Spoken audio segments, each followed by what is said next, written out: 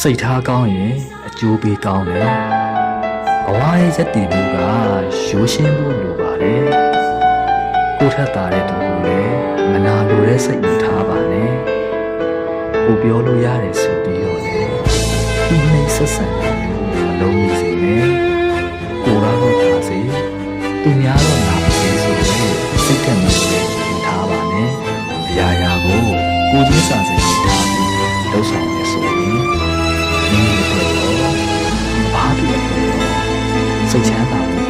ရွှေချေချင်လေးနဲ့လိုက်ဖက်တဲ့နာမည်မျိုးလူလေးနာမည်ချင်းမချင်းမီစားခဲ့ပြီးတဲ့ဆွဲလိုက်ပါနဲ့ဒီမှာဆိုင်ရမလေးနဲ့ချင်းမီစားပြီးမလေးမျိုးလူလေးကိုကကောင်းတွေ့တဲ့ခိုးလေးနဲ့ချင်းမီသွားပြီးကွယ်ကိုစိတ်မှာကိုလူရက်ကပဲကိုကိုအကျိုးပြန်ပေးနိုင်တာပါ